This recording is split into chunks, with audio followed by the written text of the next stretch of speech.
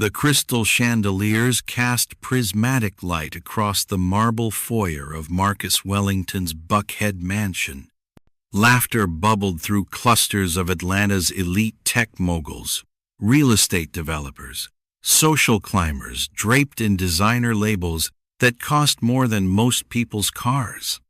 Marcus stood at the center of it all, a glass of Dom Perignon raised high, his white smile manufactured to perfection. "And let me tell you," he boomed to a circle of admirers, "the secret to success is knowing when to cut dead weight. Sometimes you have to—" He stopped mid-sentence. His eyes locked on a woman emerging from the kitchen, carrying a tray of hors d'oeuvres. She wore a simple black uniform, her natural hair pulled back into a neat bun. Her movements were graceful, economical, as she navigated through the crowd with practiced ease. Marcus's smile widened, but there was something sharp beneath it now, something cruel. "Oh, this is perfect timing," he announced, loud enough that conversations around him stuttered to a halt. He beckoned her over with an exaggerated wave. "Come here! Come here!" The woman approached, her face calm, neutral. She set the tray on a nearby table with steady hands. "Everyone," Marcus said, his voice dripping with performative amusement. "This is just my maid. Don't mind her. She's been, well, let's just say she's been in my life before." He laughed, a sound like breaking glass. Even now, she can't seem to stay away. Several guests shifted uncomfortably. A few forced polite chuckles. Most just stared. The woman didn't flinch. She simply met his eyes for one measured moment, then lowered her gaze with a dignity that seemed to fill the room more than his laughter ever could. Marcus turned back to his audience, oblivious to the tension crackling through the air. Now, where was I? Oh yes, cutting dead weight. But then the front door opened. The sound of it, heavy, deliberate, silenced every conversation. 3 men in dark suits entered first, moving with the kind of purposeful grace that spoke of military training, or worse. They scanned the room with eyes that cataloged exits, threats, vulnerabilities. Then he walked in, tall, impeccably dressed in a charcoal Tom Ford suit that probably cost more than the cars in the driveway. Korean, perhaps in his late 30s. With sharp features and eyes that held the kind of cold intelligence that built empires and buried enemies. His presence didn't fill the room, it commanded it, without a single word. The crowd parted instinctively.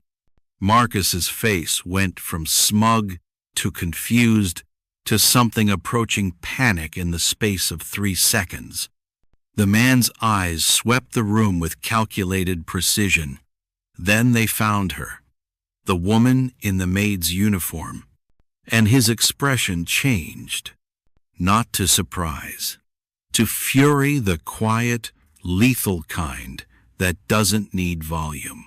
What he didn't know, a voice would later narrate in the viral video that would destroy Marcus Wellington's life, was that the man about to walk through that door owned half the city, and the woman he'd just humiliated, she owned his heart. But in that moment, standing in his mansion, surrounded by his carefully curated world, Marcus Wellington had no idea that everything he'd built was about to come crashing down. He had no idea that the maid he just mocked was now the wife of the most dangerous man in Atlanta. And he had absolutely no idea that his fate had just walked through the door. 6 years earlier, Shanice Williams had believed in love the way some people believe in God, completely, unreservedly, with her whole heart. She'd met Marcus at a community college in southwest Atlanta, back when he was still Marcus Williams, not Marcus Wellington. Back when he wore the same jeans 3 days in a row, and his biggest dream was to launch a tech startup that would change everything. She was studying business administration, working 2 jobs, morning shifts at a bakery, evening shifts at a retail store. But when Marcus talked about his vision, his eyes lit up like fireworks, and she couldn't help but believe in him. "You're going to do amazing things," she'd told him one night in their tiny studio apartment after he'd spent 16 hours straight coding and crashed on their second-hand couch. He'd looked up at her with exhausted eyes and said, "We're going to do amazing things. I couldn't do any of this without you, Shan." And she'd believed him. For 5 years, she believed him, through the failed pitches and the maxed-out credit cards, through the nights when dinner was ramen noodles because they couldn't afford anything else, through the countless rejections from investors who wouldn't even look at a young black man from the suburbs with big dreams and no pedigree. She worked. God, how she worked. She picked up weekend shifts, then overnight shifts. She negotiated with landlords when rent was late. She sold her grandmother's jewelry, the only thing of value she owned, to help pay for a developer he insisted they needed. And when Marcus finally got his breakthrough, a meeting with a venture capital firm willing to take a chance, she was the one who helped him prepare. She bought him his first real suit from her employee discount. She practiced his pitch with him until 3 a.m. She proofread every slide of his presentation. The investment came through. $5 million. Marcus Wellington Technologies was born. For the first year, things seemed perfect. They moved to a better apartment. She finally quit her retail job. They talked about getting married, about starting a family, about all the dreams they'd sacrificed for so long finally coming true. But success changed him in ways she couldn't have predicted. First, he hired a brand consultant who suggested he change his last name to something more approachable to investors. Williams became Wellington. Then came the networking events, the conferences, the circles of wealthy tech entrepreneurs who looked at Shanice with her natural hair, her Target dresses, her community college degree like she was a relic from Marcus's past rather than his partner in building the future. "You need to present a certain image," the consultant told him. Shanice overheard the conversation. "In this world, perception is everything." Marcus started going to events alone. He stopped introducing her as his girlfriend and started introducing her as a friend. Then he stopped bringing her at all. "It's just business," he'd say when she questioned it. "You wouldn't understand the pressure I'm under." But she did understand. She understood that the man she'd loved was slowly being replaced by someone else. Someone who cared more about Forbes profiles than the promises he'd made in their studio apartment. The divorce came suddenly, clinically. He had lawyers draw up papers citing irreconcilable differences. He offered her a settlement, $50,000, which seemed like a fortune but was a fraction of what he was worth. "Be reasonable, Shanice," he'd said in his lawyer's conference room, his voice patient, patronizing. "You didn't contribute to the business." "Not really. The ideas were mine. The vision was mine. This is more than fair." She'd stared at him, this stranger wearing Marcus's face, and signed the papers, not because she wanted the money, but because she finally understood that the man she'd loved no longer existed. The public humiliation came at a TechCrunch Disrupt conference 3 months later. A reporter asked Marcus about his journey, about the sacrifices he'd made. "I had to cut ties with people who couldn't evolve with me," he'd said, his voice carrying across the packed auditorium. Sometimes the people in your life, when you're struggling, become anchors when you're trying to soar. I'm grateful I had the wisdom to recognize that. The clip went viral in tech circles. Everyone knew he was talking about her. Friends from their old life reached out with sympathy that felt like pity. His new girlfriend, a venture capitalist's daughter with an Ivy League MBA, appeared on his Instagram a week later. Shanice disappeared from Atlanta without a word. No goodbye posts. No revenge interviews. No tell-all blog. She simply vanished.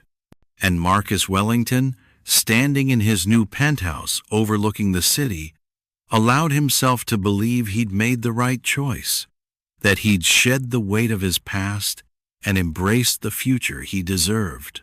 He had no way of knowing that the woman he'd discarded like yesterday's news was about to rebuild her life in ways he couldn't imagine. He had no idea that silence wasn't surrender. It was strategy. Present day. Marcus Wellington's mansion in Buckhead was everything he'd ever dreamed of. 12,000 square feet of architectural grandeur, with floor-to-ceiling windows that offered panoramic views of Atlanta's glittering skyline. The wine cellar alone cost more than most people's houses. His garage housed a Bentley, a Tesla, and a vintage Porsche that he'd bought at auction for reasons he couldn't quite articulate, except that it felt like something a successful man should own. Tonight's gathering was carefully orchestrated, a cocktail party for Atlanta's elite, ostensibly to celebrate his company's latest funding round, but really to cement his place among the city's power brokers, tech moguls, real estate developers, old money families, new money entrepreneurs.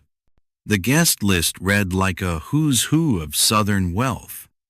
His wife, Vanessa Nay Carrington, of the Charleston Carringtons, floated through the crowd in a Chanel dress that cost $12,000. She was perfect for this life. Beautiful, connected, comfortable, navigating social hierarchies that Marcus was still learning.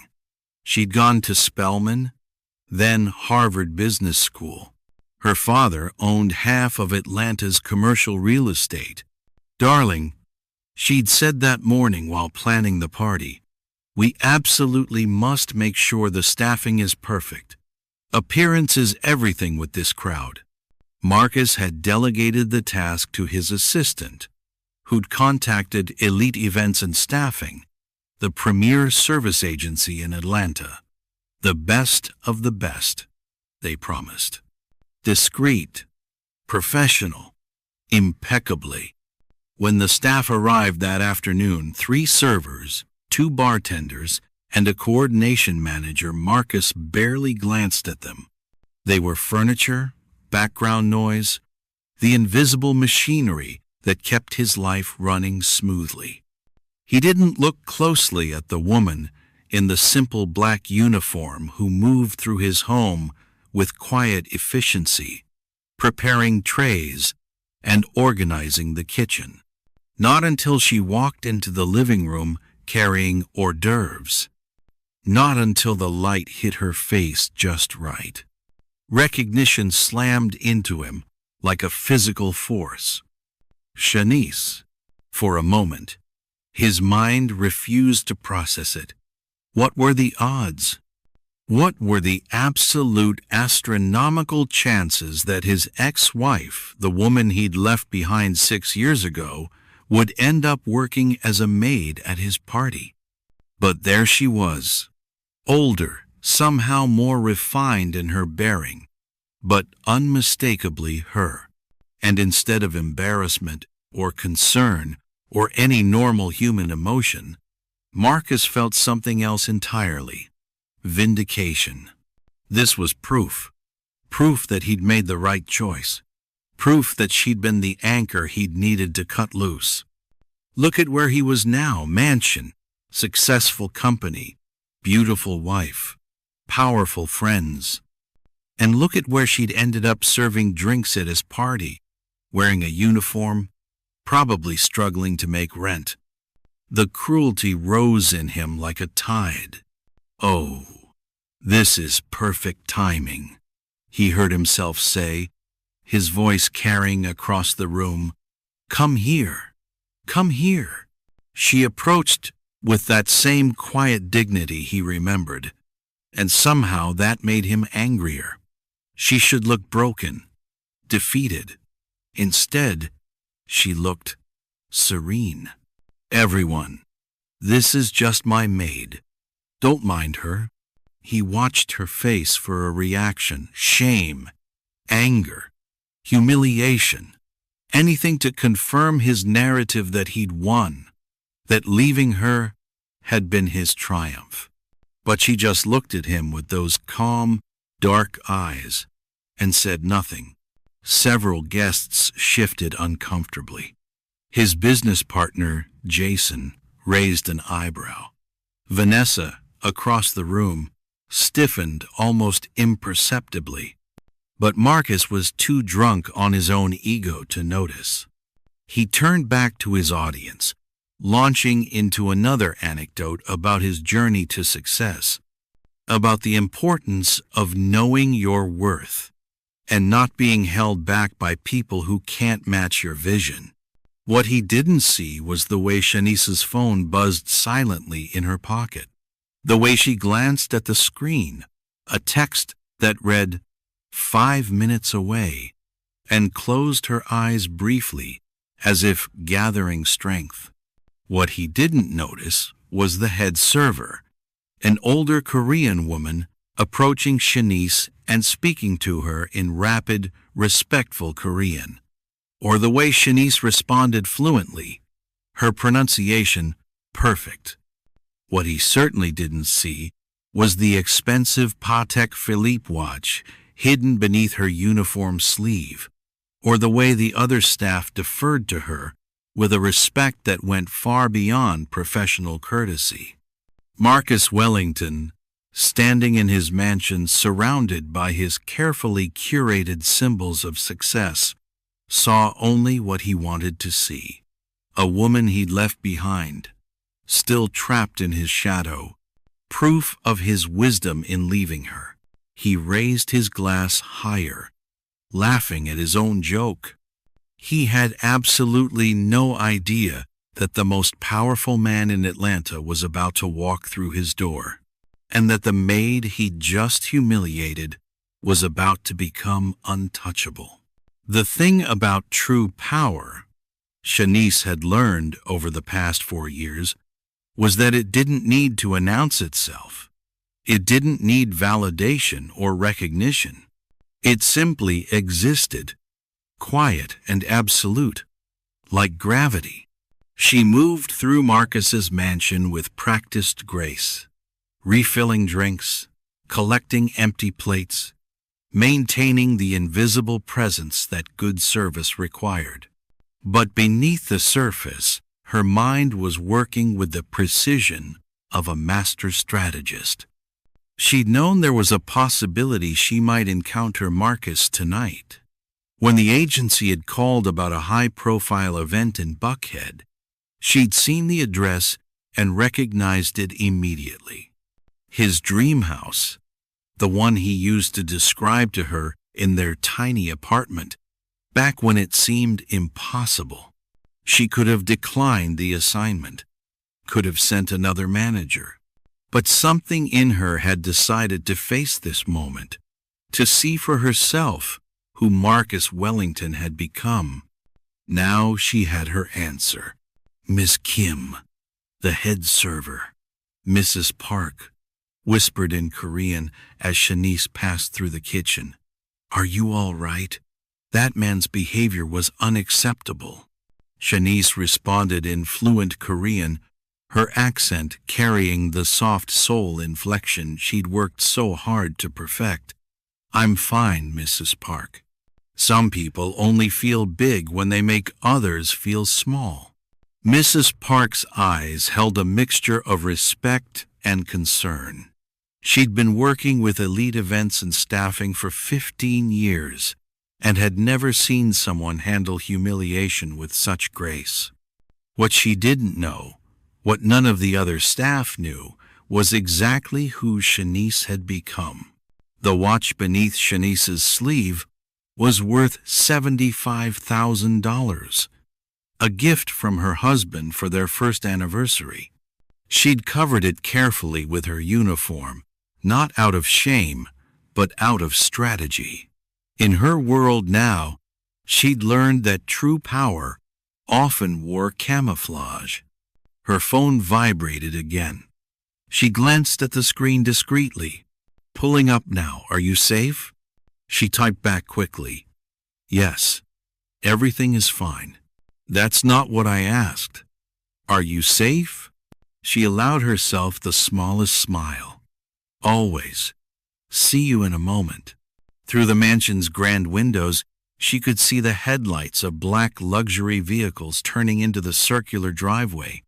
3 of them, moving in formation with the kind of precision that spoke of security details and serious resources. Around her, some of the guests had noticed too. Conversations were stuttering to a halt. People were drifting toward the windows, craning to see who was arriving. "Is that the Kang family?" someone whispered. "It can't be. What would they be doing here? I heard they don't socialize with this crowd." Marcus, who'd been holding court near the fireplace, looked up with a mixture of curiosity and growing concern. The Kang family was legendary in Atlanta, a Korean business dynasty that owned everything from legitimate enterprises to operations that existed in legal gray areas. They were the kind of powerful that made even old money families nervous. Vanessa appeared at his elbow, her voice low and urgent. "Marcus, did you invite anyone from the Kang organization?" "No, of course not. I don't even know anyone who could get me an introduction." "Then why are they here?" Marcus had no answer. Shanice set down her tray and moved toward the front of the house, her movements unhurried despite her racing heart. This was the moment, the convergence of her past and present, of who she'd been and who she'd become. Mrs. Park caught her arm gently. "Miss Kim, perhaps you should wait in the kitchen. If there's going to be important guests." "It's all right," Shanice said softly. "Trust me." The front door opened, and the energy in the room shifted like a pressure change before a storm. 3 men in dark suits entered first security, clearly, their eyes scanning the room with professional efficiency. They moved like coiled springs, ready to react to any threat. Then he walked in. Kang Jae-hyun was 40 years old, though he could have passed for younger. He wore a charcoal Tom Ford suit, with the ease of someone born to power, his presence filling the space without effort. His face was all sharp angles and intense focus, the kind of face that appeared on business magazines and in whispered conversations about who really ran Atlanta. But what struck people most were his eyes, dark, intelligent, capable of warmth and ruthlessness in equal measure, depending on what the situation required. Those eyes swept the room now, taking in the crystal chandeliers, the expensive art, the crowd of Atlanta's elite frozen in various states of curiosity and apprehension. Then his gaze found Shanice, standing near the back of the room in her server's uniform, and his entire expression changed. Not to surprise, he'd known where she was. but to fury. The room went utterly silent. Marcus, who'd been trying to appear casual and failing miserably, forced himself forward. This was his house, his party. He needed to take control of the situation, even if he had no idea what was happening. "Mr. Kang," he said, his voice too loud in the sudden silence. "This is unexpected. I don't believe we've had the pleasure." Jae-hyun didn't even glance at him. His eyes remained locked on Shanice, taking in her uniform, the tray she'd been carrying, the careful blankness of her expression. When he finally spoke, his voice was quiet, controlled, but with an edge that made everyone in the room take an involuntary step back. "Who," he said, in English accented with Korean inflection but perfectly clear, "is responsible for this?" Marcus Wellington had built his fortune on reading rooms, on knowing when to be bold and when to be cautious. It was a skill that had served him well in boardrooms and investment pitches, in negotiations and networking events. But standing in his living room, facing Kang Jae-hyun's cold fury, every instinct he'd honed over the years was screaming at him to be quiet, to wait, to understand the situation before acting. He ignored every single one of those instincts, because Marcus Wellington hadn't gotten where he was by being cautious. He'd gotten here by being bold, by refusing to be intimidated, by never backing down. And he certainly wasn't going to be intimidated in his own house, in front of his own guests, by someone who'd crashed his party. Even if that someone was Kang Jae-hyun. "Mr. Kang," Marcus said, forcing confidence into his voice. "I'm not sure what you're referring to, but I assure you, everything is." "Is that woman?" Jae-hyun interrupted, his voice dropping to something even quieter, and therefore infinitely more dangerous, wearing a server's uniform. Around the room, people were exchanging glances. The tension was so thick it was almost visible, a living thing that made breathing feel difficult. But Marcus, riding high on 6 years of success and convinced of his own cleverness, made a calculation. Jae-hyun was clearly upset about something. Maybe he had history with the staffing agency? Maybe there was some business grudge Marcus wasn't aware of? Whatever it was, this was an opportunity, a chance to show his guests and this notoriously exclusive Korean mogul that Marcus Wellington was a man who handled problems with grace and decisiveness. He turned toward Shanice, who stood very still, her eyes on the floor. "Oh, you mean her?" Marcus laughed, not nervously, but with the kind of casual dismissiveness that he thought conveyed mastery of the situation. "Yes, that's just one of the servers from Elite Events. They're the best agency in Atlanta. If there's been some misunderstanding," I asked, Jae-hyun said, each word precisely enunciated, "who is responsible for putting her in that position?" And that's when Marcus made his fatal mistake.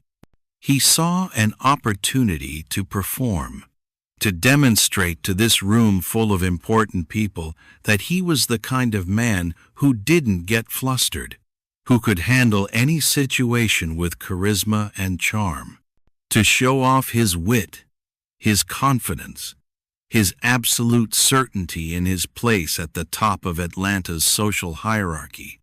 He saw Shanice standing there, quiet and unmoving, and he saw only what he wanted to see, proof of how far he'd climbed and how far she'd fallen. So he snapped his fingers. It was a casual gesture, the kind of thing he'd seen in movies. The kind of thing powerful men did when they wanted to emphasize their authority over the help. "Maid," he called out, his voice carrying across the silent room. "Come here." Shanice didn't move. Around the room, people shifted uncomfortably. Vanessa's face had gone pale. Jason, Marcus's business partner, was shaking his head, almost imperceptibly, trying to catch his attention. But Marcus was committed now, convinced he was demonstrating his dominance, his success, his absolute right to command. "Since Mr. Kang is here," Marcus continued, smiling broadly now, addressing the room as much as anyone else, "let's show him proper Atlanta hospitality." "Maid," he looked directly at Shanice, and there was something almost gleeful in his expression. "Serve Mr. Kang a drink." The room held its breath. Shanice, for the first time that evening, raised her eyes to meet Marcus's gaze. There was no anger there, no hurt, no humiliation, just something that looked almost like pity. But Marcus didn't see it.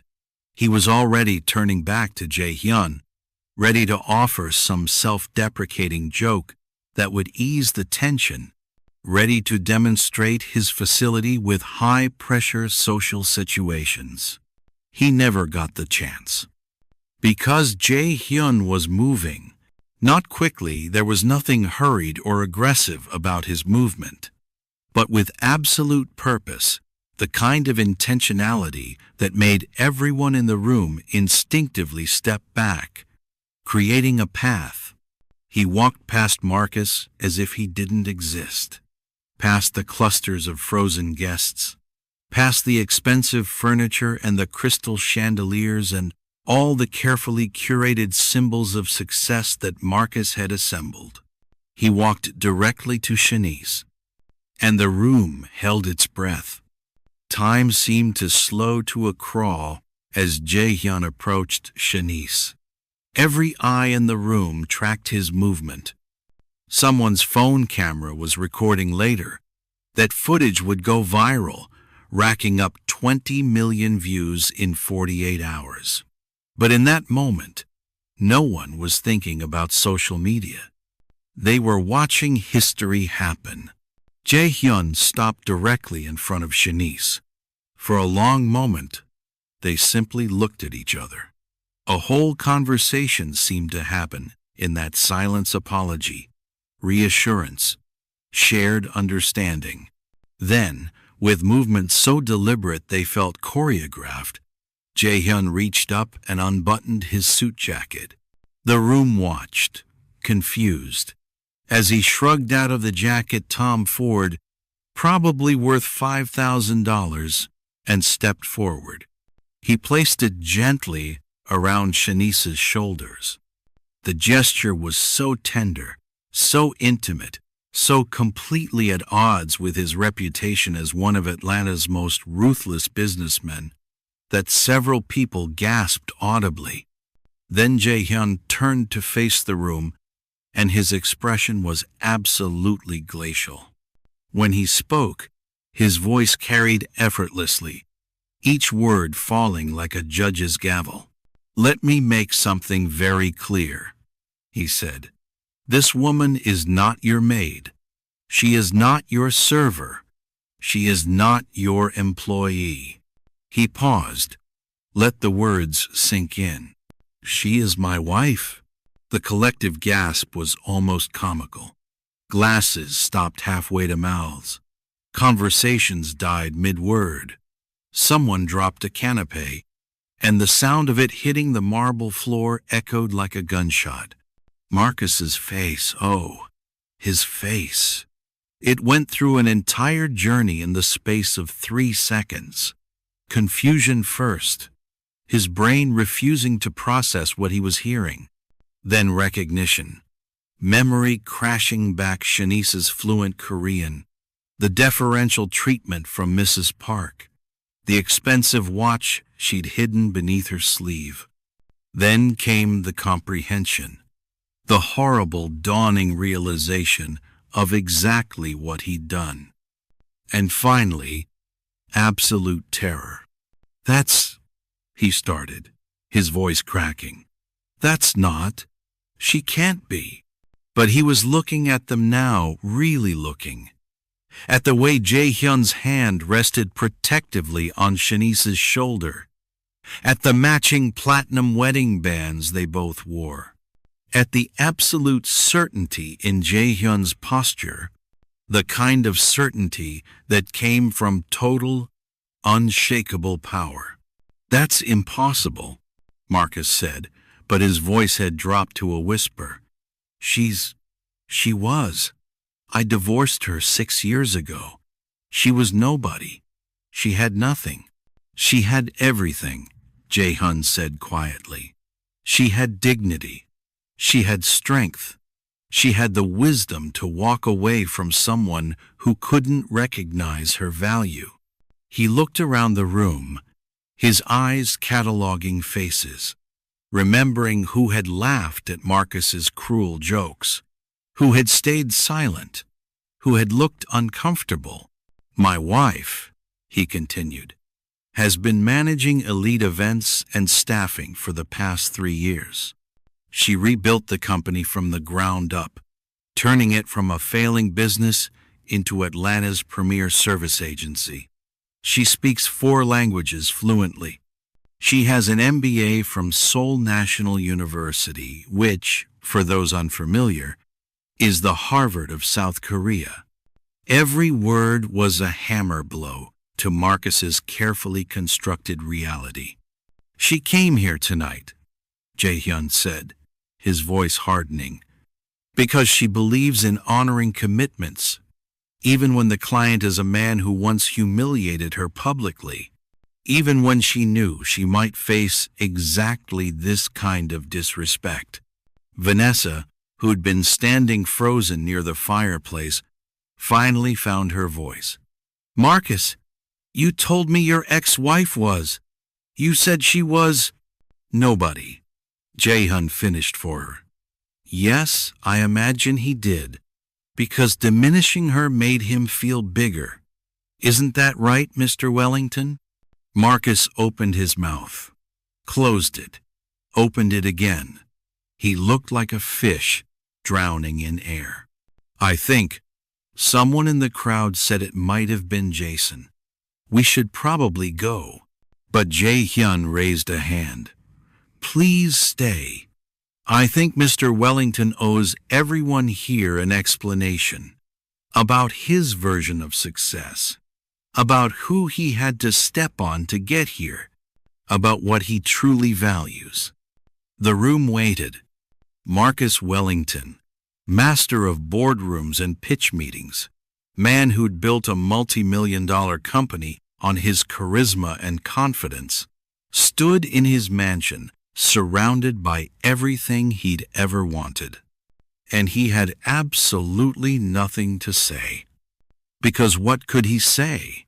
That he'd been right to divorce Shanice? That she'd been holding him back? Those arguments sounded hollow now, faced with the evidence of exactly who she'd become. Shanice, still wearing Jae-hyun's jacket, finally spoke. Her voice was quiet but clear, carrying across the silent room. "It's all right," she said, looking directly at Marcus for the first time. "I understand now." "Shanice," Marcus started, but she held up a hand. "No," she said. "I'm not here for your apology. I'm not here for your excuses. I'm not even here for revenge." She paused. "I'm here because this was a job I committed to do, and I honor my commitments, even to people who never honored theirs." The words landed like stones in still water, rippling out through the crowd. "But now," Shanice continued, "I think my work here is done." She turned to Jae-hyun, and her expression softened. "Can we go home?" He smiled, the first genuine emotion he'd shown since walking through the door. "Of course." As they turned toward the exit, Marcus found his voice. Wait. They stopped, but didn't turn around. I didn't. I never meant. Marcus struggled, his carefully curated image crumbling in real time. I thought I was doing the right thing. I thought you would understand. You thought, Shanice said, still not looking at him, that your success was yours alone, that the people who loved you and supported you were expendable, that you could rewrite history to make yourself the hero. Now she did turn, and her eyes held not anger but something far worse, indifference. You were wrong. And with that, she took her husband's hand and walked toward the door. The room parted before them like the Red Sea.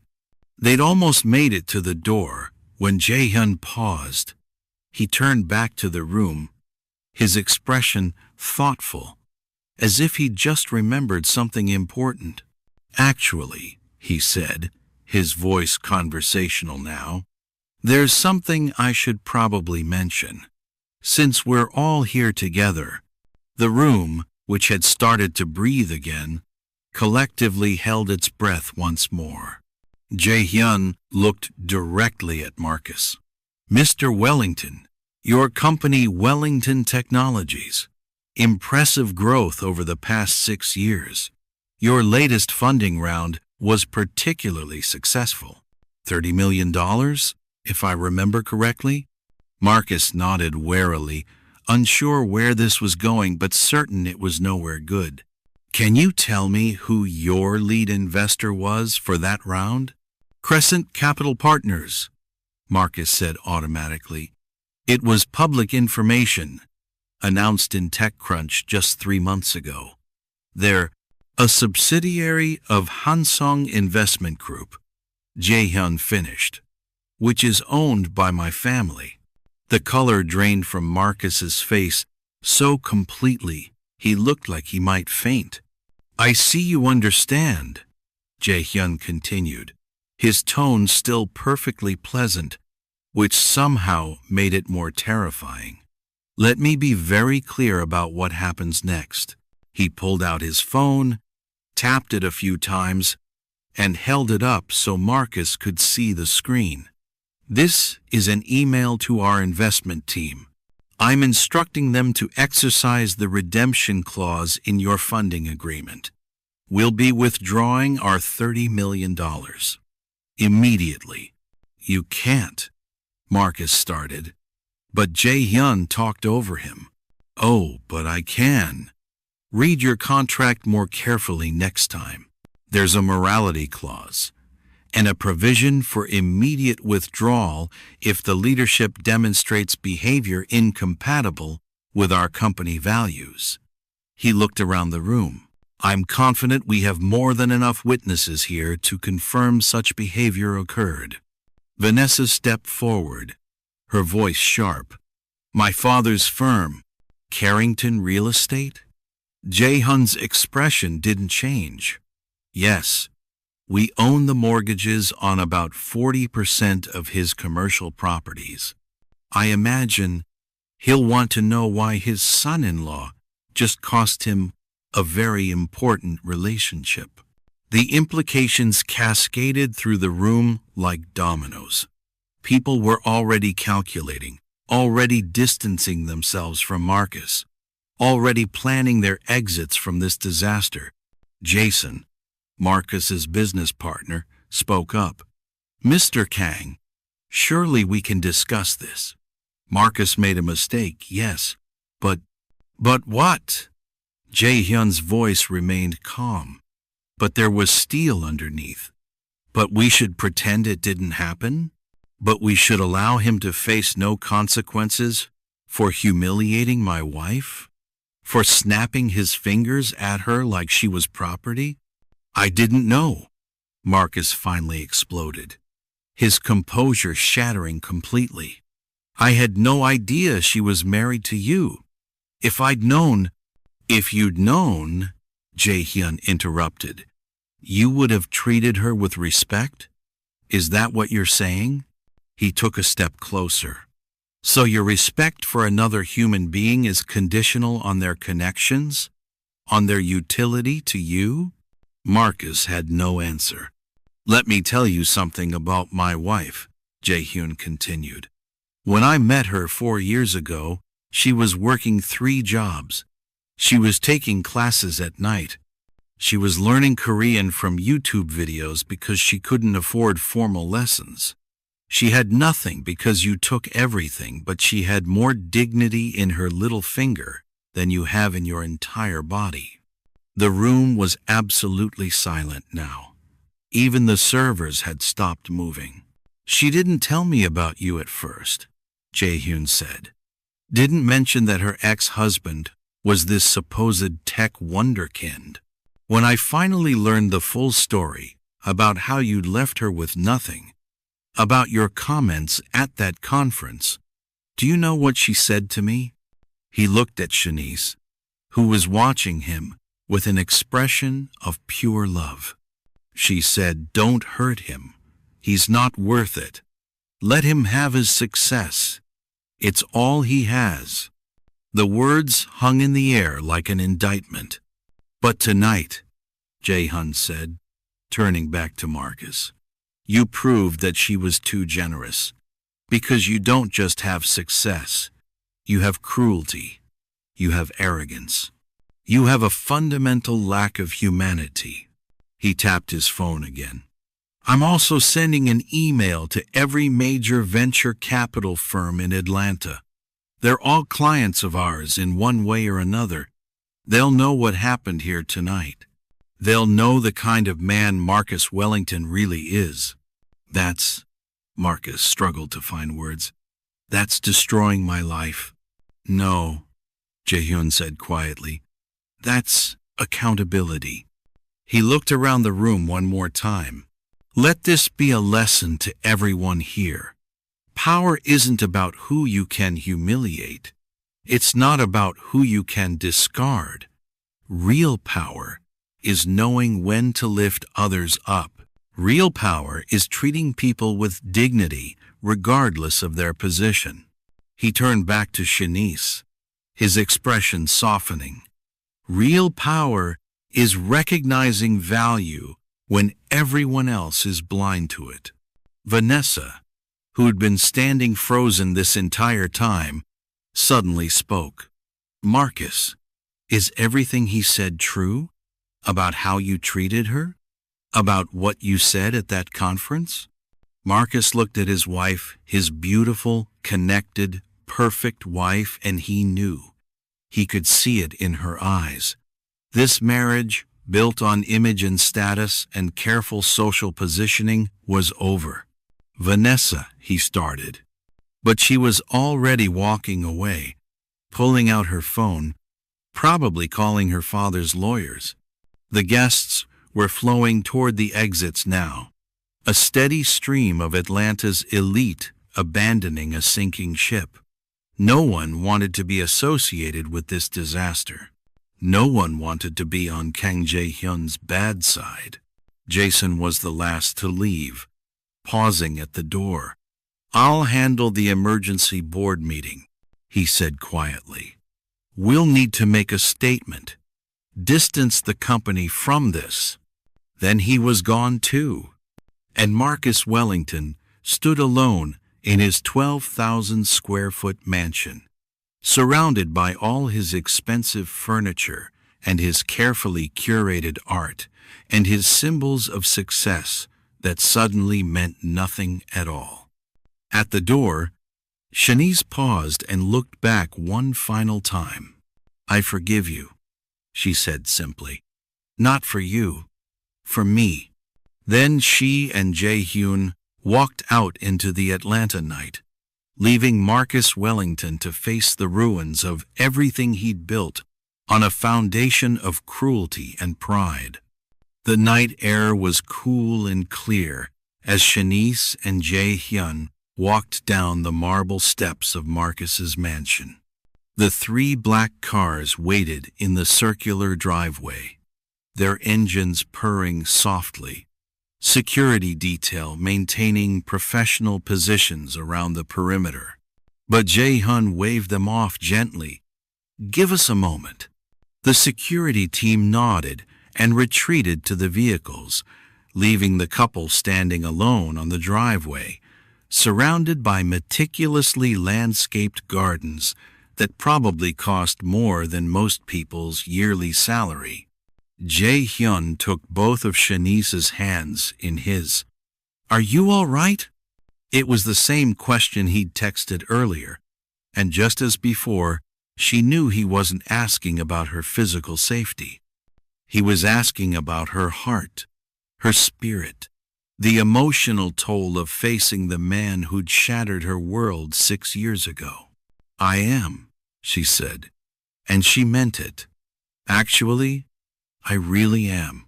You don't have to pretend with me," he said gently.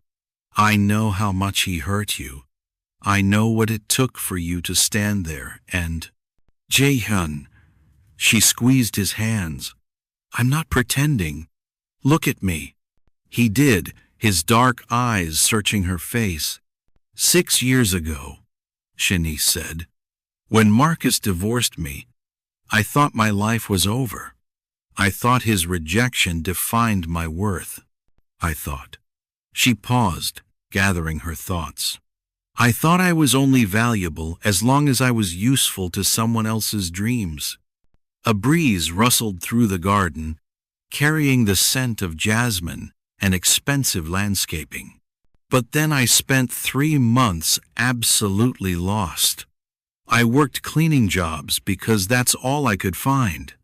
I cried myself to sleep more nights than I can count. I watched him build this empire on foundations I helped lay.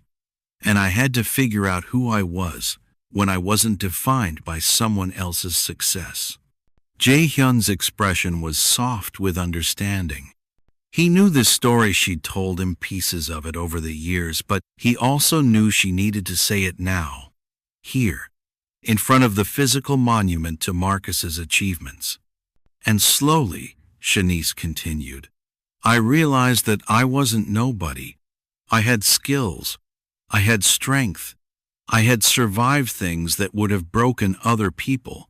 So I took that settlement money, that insulting $50,000 that was supposed to buy my silence and his clear conscience, and I used it." "You built something beautiful," Jae-hyun said. "I built myself," Shanice corrected. "The business came later.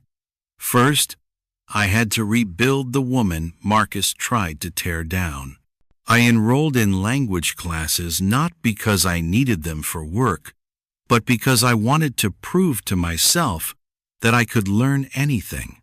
I took every opportunity that came my way. I said yes to everything that scared me." She smiled at the memory, "including a very persistent Korean businessman who asked me out 7 times before I finally said yes." Jae-hyun laughed softly. 8 times? You forgot the coffee invitation you claimed didn't count as asking you out. It was at a business meeting. I scheduled a business meeting specifically to ask you to coffee. It counted. Despite everything, the confrontation, the tension, the ruins of Marcus's life crumbling inside the mansion behind them, Shanice found herself laughing. Real, genuine laughter that rose from somewhere deep and unbroken in her soul. "The point is," she said when the laughter faded, "that tonight, standing in that room while Marcus tried to humiliate me, I didn't feel small. I didn't feel worthless. I felt sorry for him." Jae-hyun raised an eyebrow. "Sorry?" "Yes." Shanice turned to look at the mansion, light blazing from every window, illuminating all that empty luxury. "Because he has all of this, but he doesn't have what matters. He doesn't know how to value people beyond what they can do for him. He doesn't understand that real success isn't measured in funding rounds or square footage or social status. She turned back to her husband. He threw away the best thing in his life because he was too busy climbing to notice what he was stepping on. And the saddest part? I don't think he ever will understand. Even now, even after everything that happened tonight, I don't think he grasps what he lost. What he lost, Jae-hyun said, was you, which means he lost everything that matters. Shanice shook her head. No, he lost himself. Somewhere between that community college kid with big dreams and Marcus Wellington with his mansion and his manufactured persona, he lost the parts of himself that were real. That's what I pity. Not the consequences he's facing now. Those are just accountability. But the fact that he sold his humanity for success and doesn't even know it. Inside the mansion, they could see movement through the windows. Marcus, alone, pacing back and forth like a caged animal, probably on his phone, trying to do damage control that wouldn't work. You know what the strangest thing is? Shanice said. I meant what I told him. I do forgive him. You're kinder than I am, Jae-hyun said. I'm not being kind. I'm being selfish. She smiled at his confused expression. Carrying around anger and resentment for 6 years would have poisoned me. It would have made me bitter and small, just like him. Forgiveness wasn't for Marcus, it was for me, so I could move forward without dragging his chains behind me. Jae-hyun pulled her close, his arms wrapping around her in a gesture that felt like shelter and home all at once. You are, he said into her hair, the strongest person I've ever met. I'm the stubbornest, she corrected, her voice muffled against his chest. There's a difference. Both can be true. They stood there for a long moment, holding each other in the driveway of Marcus Wellington's mansion, an island of peace in the wreckage of the night. Finally, Shanice pulled back. We should go home. We should, Jae-hyun agreed. Then, more hesitantly, are you sure you're ready to leave? If you want to say more to him. I said everything that needed saying. Shanice took his hand. The rest is his journey. He can either learn from this and become a better person, or he can double down on his worst instincts and become exactly the kind of hollow success story that people whisper about at parties. Either way, it's not my responsibility anymore. As they walked toward the cars, Jae-hyun spoke quietly. I should probably tell you, I wasn't entirely truthful in there. Shanice stopped. About what? About withdrawing the funding. He looked almost sheepish. I can't actually do that without board approval, and there's a whole process. I just wanted to scare him. Shanice stared at him for a moment, then burst out laughing. You bluffed? I may have engaged in strategic exaggeration, Jae-hyun admitted. Kang Jae-hyun, respected businessman, feared power broker. Total fraud. I prefer tactically flexible with the truth. Shanice laughed harder, the sound carrying across the manicured lawn. So Marcus still has his funding? For now, Jae-hyun said.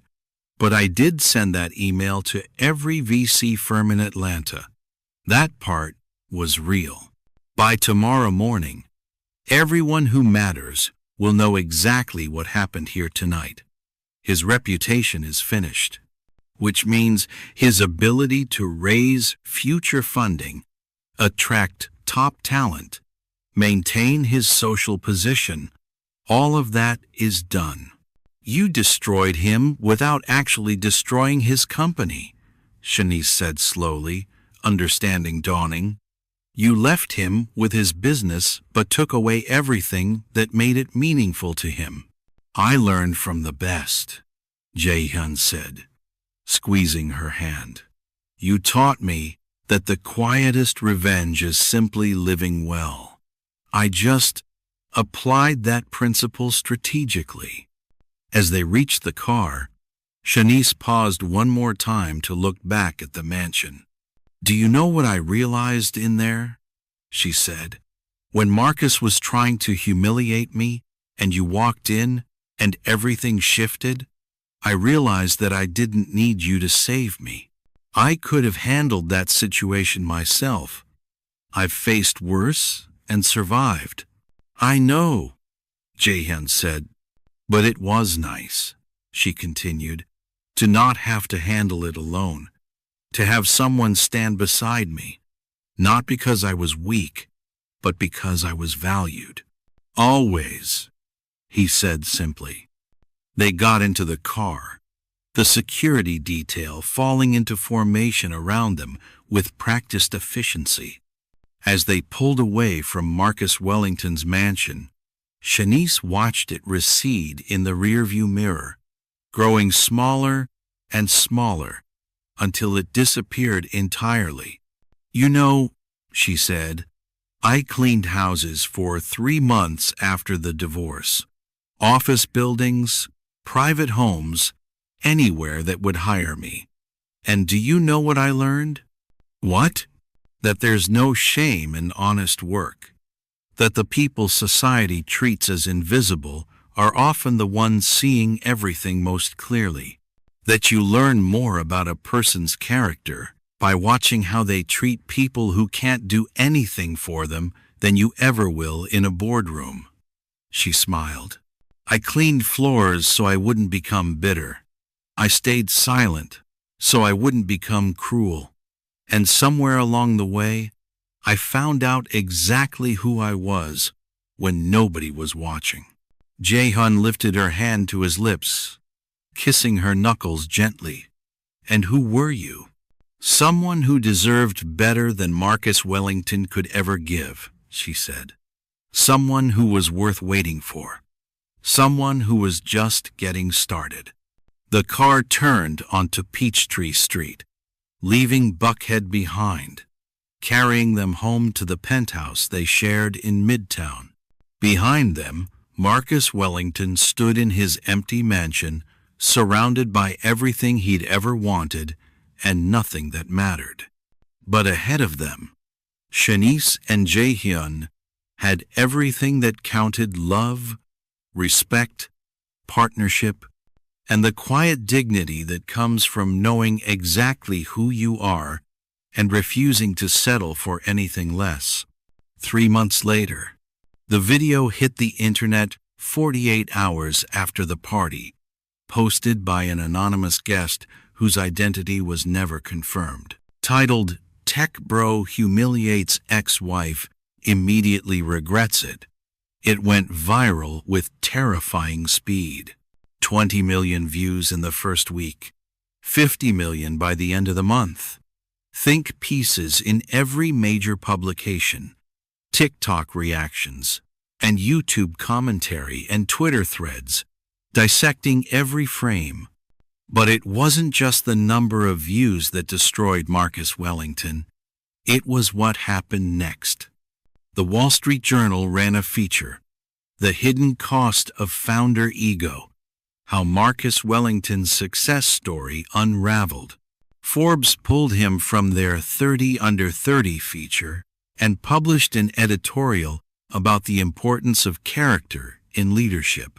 TechCrunch did a deep dive into his past, interviewing old colleagues and employees who, emboldened by the video, finally felt safe, sharing their own stories of his arrogance and cruelty. The redemption arc never came.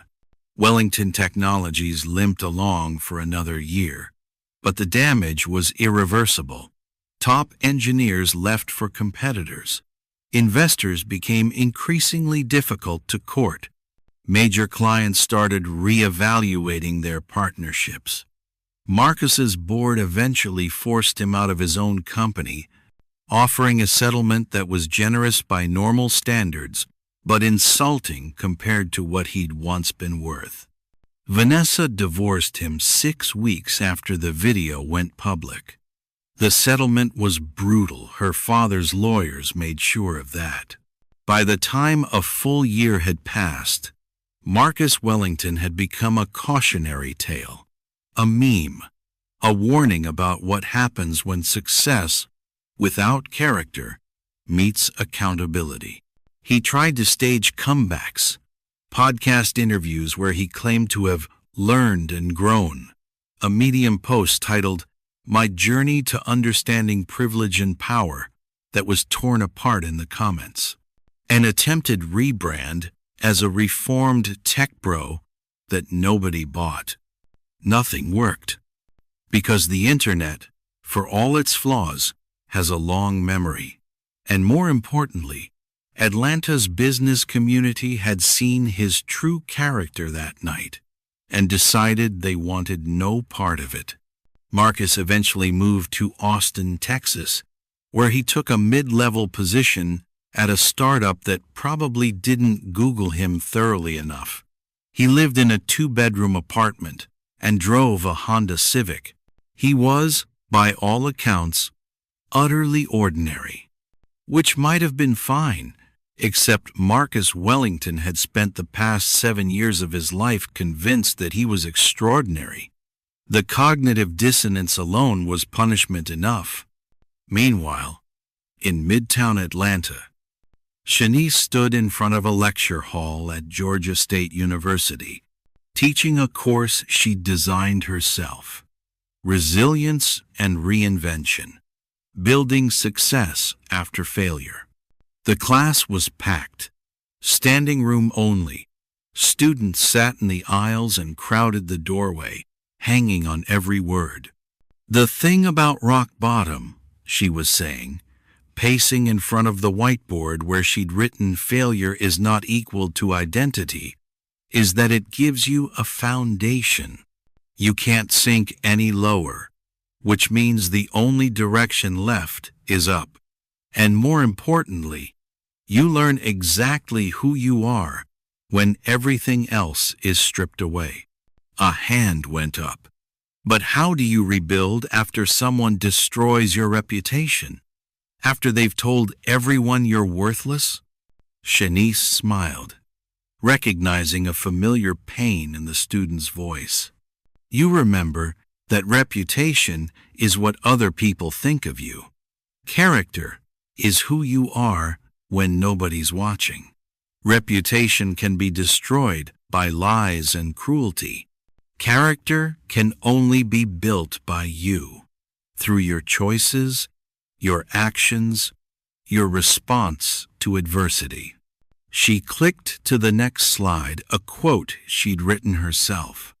"Success built on humiliation is a house on sand. Success built on character is a fortress that weathers every storm."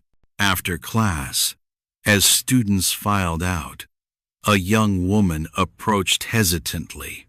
"Professor Kim, I just wanted to say, I saw the video of what happened to you, and I wanted to thank you for being so honest about your journey. It gives me hope." Shanice took the young woman's hands. "Can I tell you something? The best revenge isn't destroying the person who hurt you. It's becoming so completely, authentically yourself that their opinion of you becomes irrelevant. Build a life so full and meaningful that they become a footnote in your story, instead of the defining chapter." That evening, she met Jaehyun for dinner at a small Korean restaurant in Doraville, their favorite spot, where the owners knew them by name, and the food reminded Jaehyun of home. "How was class?" he asked, passing her the kimchi. "Good. Full. I think we're going to need to move to a bigger lecture hall next semester." She smiled. "Turns out, surviving public humiliation makes you a semi-celebrity on campus." "You're a celebrity because you're brilliant," Jaehyun corrected. "The video just helped people find you." They ate in comfortable silence for a moment, the kind of silence that only comes from years of partnership and deep understanding. "I heard Marcus moved to Austin," Shanice said finally. "Did you?" Mrs. Park mentioned it. One of her cousins saw him at a Whole Foods, apparently, working on his laptop at the coffee bar. She paused. "Part of me feels bad for him." "Only part?" "The part that remembers we loved each other once. The part that knows he wasn't always cruel, he just got lost." She met Jae-hyun's eyes. "But the bigger part, the part that knows myself now, that understands my worth, that part is at peace. His life isn't my concern anymore. His redemption isn't my responsibility. I have my own story to write." "And what a story it is," Jae-hyun said. Later, as they walked to their car through the warm Atlanta night, Jae-hyun's phone buzzed. He glanced at it and smiled. "What?" "Nothing. Just a notification that Elite Events and Staffing just booked its biggest contract yet. Some Fortune 500 company wants us to handle their annual conference. I'll have Mrs. Park assign one of our best teams," Shanice said. "Actually," Jae-hyun said, "I was thinking you might want to take lead on this one. It's high profile. Good for the company." Shanice considered, then shook her head. "I don't need to prove anything anymore. Let's give it to one of our newer managers.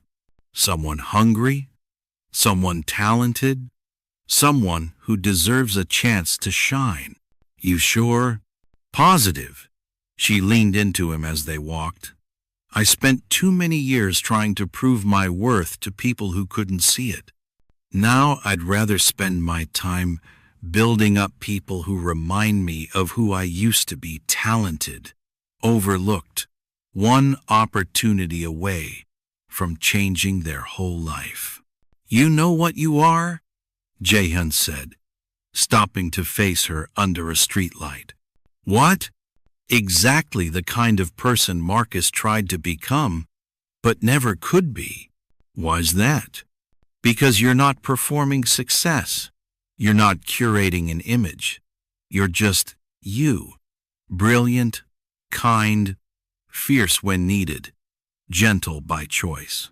Everything you are is real." Shanice smiled. "I learned from the best. You showed me what real power looks like." "No," Jae-hyun said, pulling her close. "You showed me. I knew about money, about business, about building empires. But you taught me about character, about dignity, about the difference between being powerful and being worthwhile." They stood there on the sidewalk, wrapped in each other's arms, while Atlanta hummed around them, vibrant, alive, full of stories and dreams and second chances. Somewhere across the city, in a mansion that suddenly felt too large and too empty, Marcus Wellington scrolled through his phone, reading article after article about his ex-wife's success, her rising influence in Atlanta's business community, her teaching position at GSU. He typed out a text, deleted it, typed another, deleted that too. He wanted to apologize, to explain, to somehow make her understand that he'd just been scared, that success had intoxicated him, that he'd made terrible choices he now regretted. But some apologies come too late. Some bridges, once burned, can never be rebuilt. So he put down his phone and sat in his expensive furniture, in his expensive house, and felt the weight of everything he'd lost pressing down on him like a physical thing. Meanwhile, Shanice and Jae-hyun drove home through the Atlanta night, discussing their plans for the weekend. arguing playfully about whose turn it was to choose the restaurant, living the kind of ordinary, extraordinary life that only people who've survived devastation can fully appreciate. Because the real story, the one that mattered more than viral videos or public humiliation or revenge, was this. Shanice had been broken and had rebuilt herself into something unbreakable. She had been discarded and had discovered her own worth. She had been silenced and had found her voice. And in the end, that was the ultimate victory, not the destruction of the person who hurt her, but the creation of a life so full and meaningful that his opinion of her had become irrelevant. As they pulled into their parking garage, Jae-hyun took her hand. "I love you," he said simply. "I love you too," she replied. And she meant it, not the desperate, performing love she'd given Marcus, always trying to prove herself worthy of his attention, but the steady, confident love of someone who knew her own value and chose to share it with someone who recognized it. They walked into their home hand in hand, closing the door on the past and stepping into a future they'd built together, brick by brick, choice by choice, moment by moment. Somewhere behind them, in the metaphorical ruins of Marcus Wellington's empire, the cautionary tale continued to play out, but it wasn't their story anymore. They had written a new one, together, and it was beautiful. He tried to humiliate her in public, forgetting that dignity is quiet and power doesn't announce itself. The viral video eventually faded from the internet's front page, replaced by new scandals and fresh dramas. But its lesson lingered, shared in business schools and management courses, discussed in think pieces about toxic success culture, referenced whenever someone needed an example of ego's devastating consequences. The lesson wasn't about revenge. It wasn't even about justice, really. It was about this, that how you treat people when they can do nothing for you reveals everything about your character. That success without humanity is just an expensive prison. That the people you discard on your way up might be the very ones who could have taught you what actually matters. Marcus Wellington learned that lesson too late, in the most public way possible. But across Atlanta, hundreds of other people saw that video and made different choices, treated assistants with more respect, reconsidered toxic ambition, paused before humiliating someone they thought was beneath them. Maybe that was the real victory, not that one cruel man faced consequences, but that thousands of others learned from his mistake. As for Shanice, she never spoke publicly about Marcus again. She didn't need to. She had moved beyond him so completely, so thoroughly, that he existed only as a memory of who she used to be and the journey that led her to who she'd become. And that, perhaps, was the greatest power of all. Not the power to destroy your enemies, but the power to make them irrelevant through the sheer force of living well.